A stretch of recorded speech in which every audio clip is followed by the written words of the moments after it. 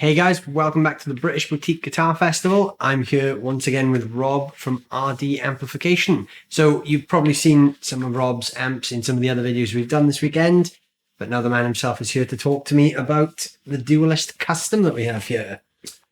Yeah, it's great to be with you. You've probably had a little sneak preview of the purpley one. Yeah, that might be the one that people have seen. Yeah, so that's essentially the same circuit. It's just in a larger chassis format. The Dualist Custom chassis is about the size of a deluxe reverb chassis. Okay. And it just gives me a bit more capability for different output stages. So anything from a single tube up to 4 output tubes. Right. Yeah. That's predominantly the size of either a head or combo chassis that I'll be using. Okay. So the heads are going to increase in size as well? The heads will be the same size. Lewis has got a red one, I think. Yes. So the red RD, that's been in a few videos as well. I can't remember if we filmed anything with it this year, but we definitely filmed at the last British Boutique Guitar Festival with the red one. Yeah. And we've also used it in the live jam. So you've probably seen the red one. Yeah. Looks a little bit like that, but a bit wider. Yeah, it's wider. Yeah. So we've switched from a Princeton size chassis for that one to a deluxe reverb size chassis for that one. Okay. Just allows a bit more flexibility in output stages and stuff. Yeah, that makes sense. So what is this particular amp then? So this one is a quad of 6v6s in it. Okay. Cathode biased. So that's going to get you around about 28 watts power rating. Yeah.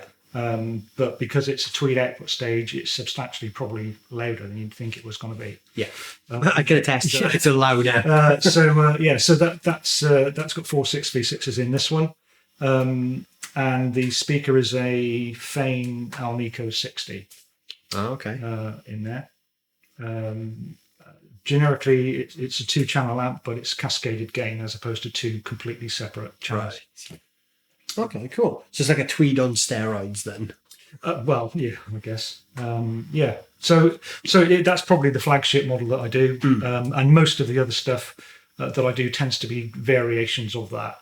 Yeah, that circuit essentially with different output stages, different speaker configurations, and different packages. Essentially, if somebody wants something that's a bit Tweedy looking, old school, then we can, sometimes fit the circuit into a cabinet or an arrangement that cosmetically looks completely different. Yeah, that makes sense. Yeah. Do you find as a builder that's one of the easiest circuits to work with in terms of like expanding and modifying as well? Because I'm guessing, obviously, I know you do different variations on the amp as well. So is that like a good base circuit to start with? Yeah, I mean, what a lot of people don't understand is unlike building a guitar, an amplifier is a high voltage, potentially dangerous piece of equipment.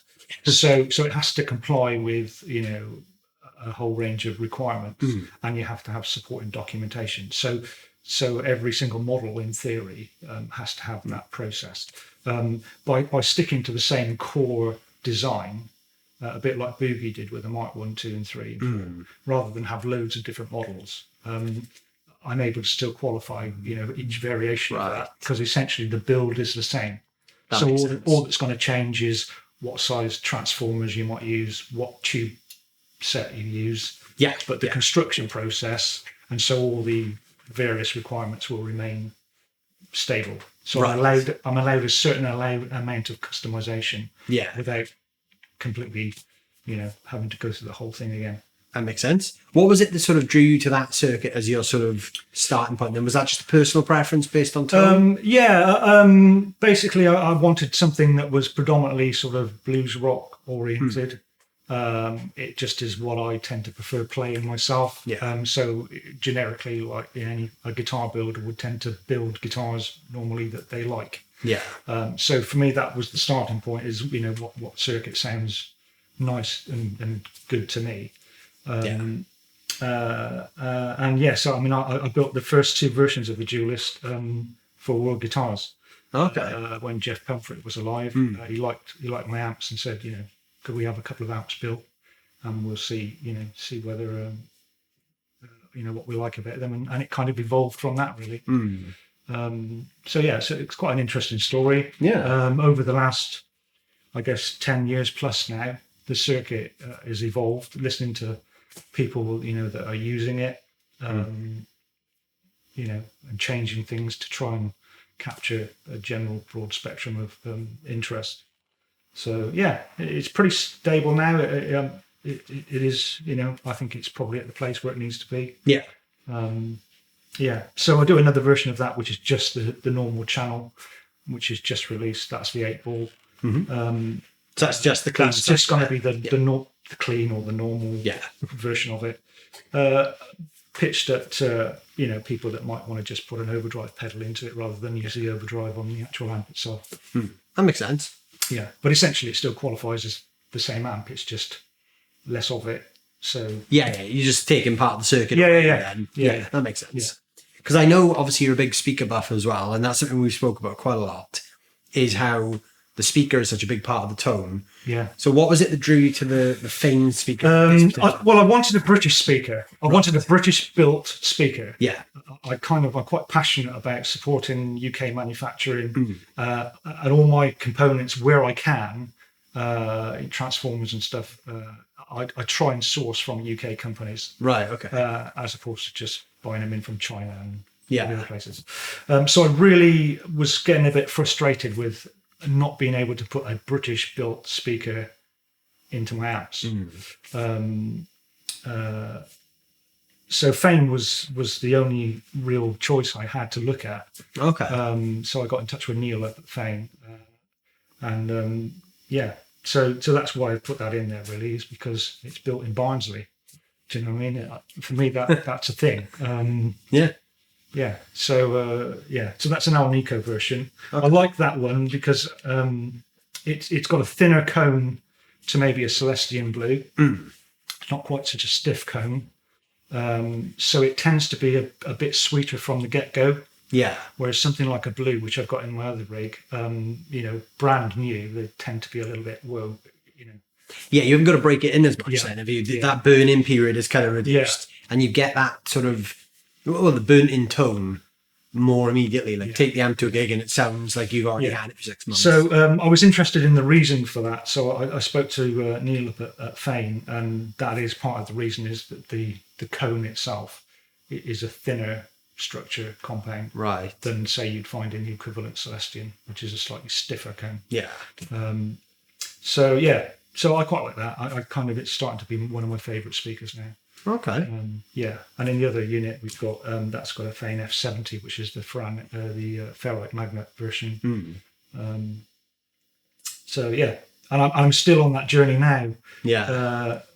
I've been talking to somebody about producing a speaker for me, based on the hardware maybe you'd find in a V30 or something around about 60 watts. Oh, okay. But voiced to your own kind of specification. But we've sourced some original 1970s pulsonic cones. Oh, okay. So we've got about 43 of them, I think, is the exact number. But I'm guessing it's going to be, there might be one or two you've got to account for some that make it. So that's hopefully going to be in. I'd hope to have had one available for the show, but we're a bit behind. So that's going to be an interesting thing. Yeah. Essentially to put in my own amps, but there might be a possibility of selling them as a aftermarket fitment. Yeah. So that's kind of I don't really know what it's going to sound like yet, but I'm anticipating it's going to be like a V30, but sweeter, with an original 1970s pulsonic cone in it. Nice. And that'd be really nice to be able to put in that amp, and I look forward to that day. I look forward to hearing that as well, because obviously I've played this amp quite a few times over the last year, and the speaker in there, I think it's probably my first time actually playing a Fane speaker, but it is really responsive. It's like it's got a really sensitive. Like a snappy sort of immediate tone. It's like, I don't know, like percussive, maybe being a buzzword. As soon as you play it, kind of feels like the note is there. It's very sort of immediate feeling, which is quite nice.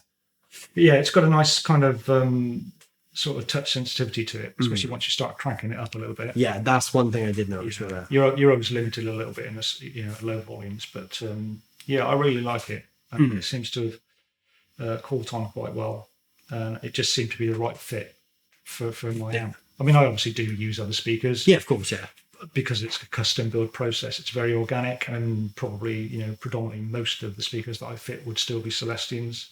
But I leave that up to the customer to decide what they want in there. Yeah, makes sense. Cool. Well, let's have a listen then. Hear what this thing sounds like. So we're on the clean channel at the moment, aren't we? Yeah, we're on the single channel. Yeah, the normal, what you'd call the normal channel. So we've just got a touch of reverb, and gain one is about halfway up. So it's not sort of clean as such. It's just it is like the circuit of the amp working the way it normally would. So obviously, if you turn that up full, you probably get some clip in. But then the second channel, or the hypothetical second channel, is just cascading. Yes, it's an overdrive stage to the main circuit. That makes sense. Yeah. Okay, so the cleaner channel then. If you've got any sort of EQ movements you think, or settings that are particularly nice for the amp, feel free. Well, I tend to sit everything around about 12 o'clock. And you won't get a bad sound out of it. That tends to be where I lean when I'm setting an amp up. Anyway, I find that I never deviate too far from the sort of midnight position. I may go like forward or back a touch, depending on, maybe what guitar I'm using or what pedals I'm pairing with it or whatever. But I rarely do any extreme EQ movements. And a lot of it is down to your pickups and also the speaker that you're using as well. I mean, generally alnicos are quite bright sounding. Yeah. If you had something chewier, like, I don't know, G12H or something, you might want to ease back on the bass and tap the treble up a little bit.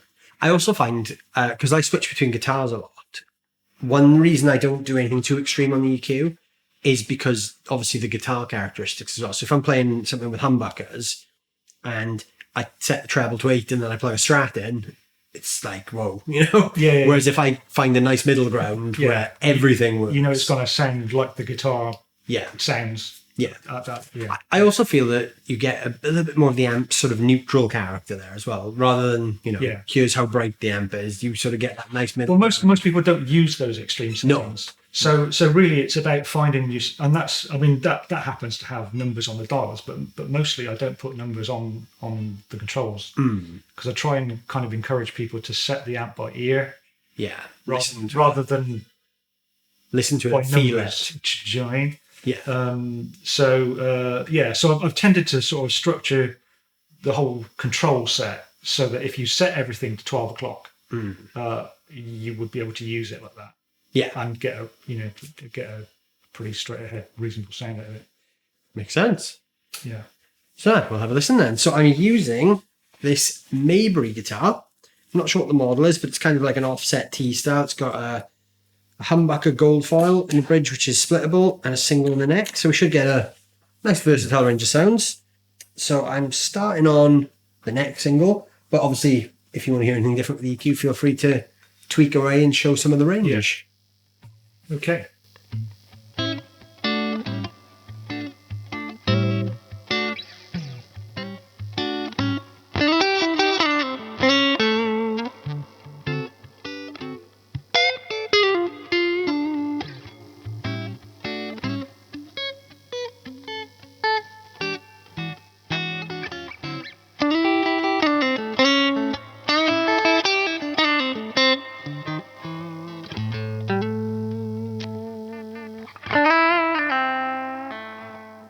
We've got a what will function now in single mode also. We've got a fat switch, which is an EQ shift on the tone stack.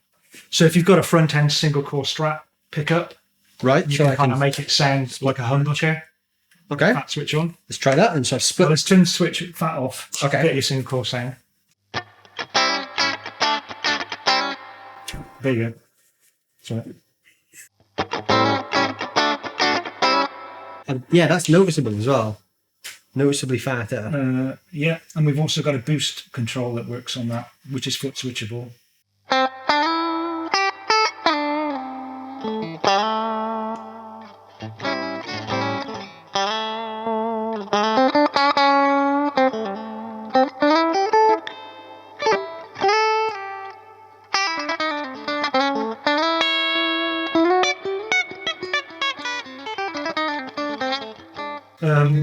So if you set the I don't know, if you set the normal sort of mode to be sort of fairly clean, you can get the boost to kind of push you into drive. Yeah. Just even in the normal mode.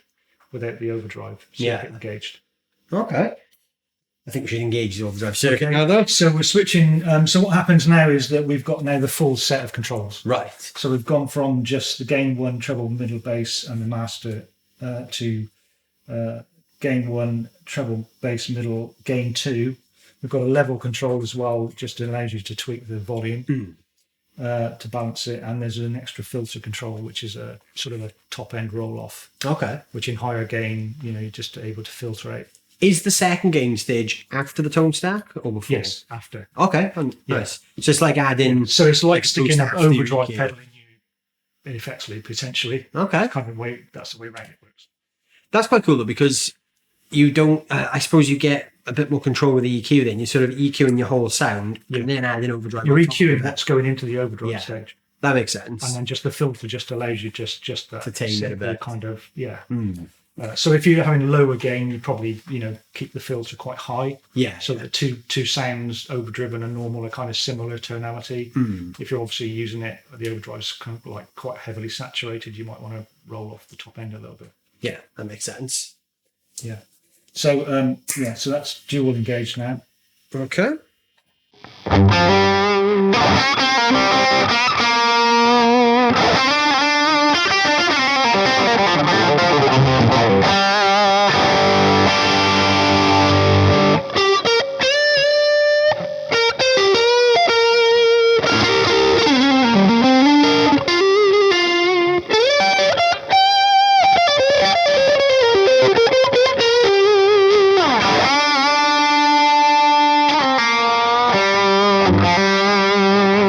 So we can boost that. And the sustainer. Yeah, we can boost that as well. I should say as well, the master's only on like 1.5. Yeah. And it's pretty loud in there. So we can boost that as well. That's going to give you a gain boost and a mid shift. Okay. So that will.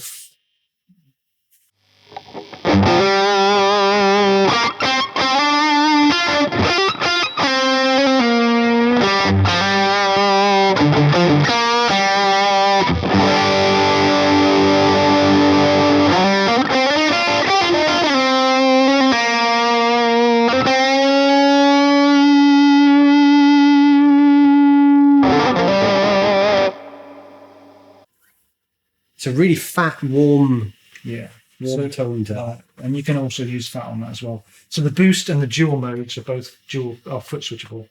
Right, So okay. you've got 2 switches for that. And the other thing you can kind of use it differently is maybe take the gain quite low on the dual mode, keep the level high, and then you'll kind of get just almost like a solo boost of the normal mode.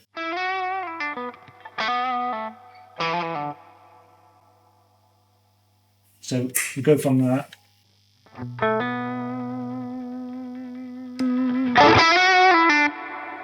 Obviously, take the level. That's you call a volume boost.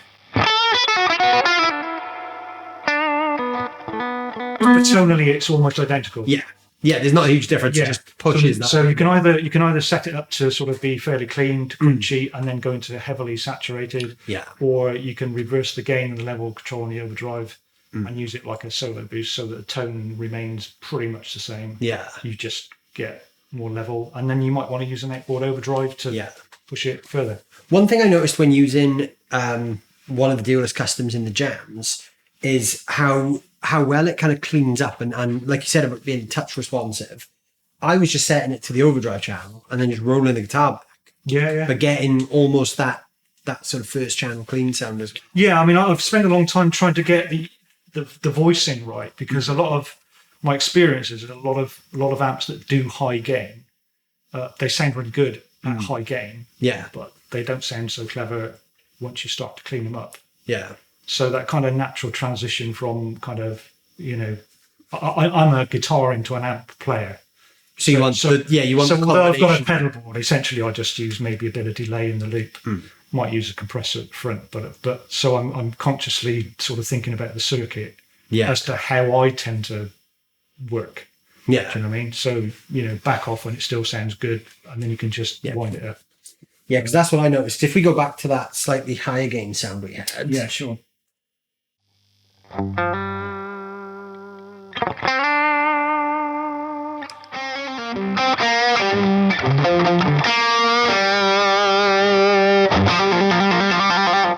So that's pretty much enough gain there to play, you know. Yeah, and if you've got the boost as well, if you pull that on gain. Yeah. So, yeah. And then you could probably just clean that up from the guitar.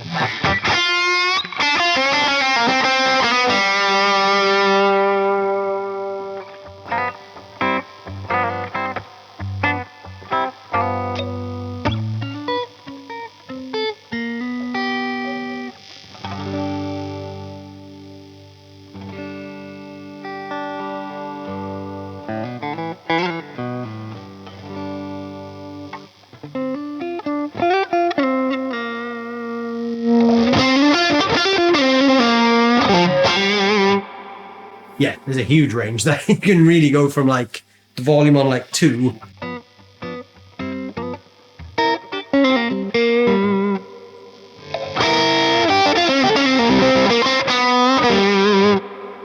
Yeah. and that's how I play. Yeah, and that's it, isn't it? That's the sort of that's what you want. So it probably doesn't suit everybody, but that I build amps to work how I kind of feel that it works for me. I mean, I'm with you. I sort of play in the sort of the blues rock region of guitar playing, so that suits me down to the ground in the way that sort of responds to the guitar. Because I think that's a big part of that playing style as well. It's the dynamic between, even if you play with the gain on full and the volume all the way up, you can play softer. Maybe not with a single coil, that plays the amp though.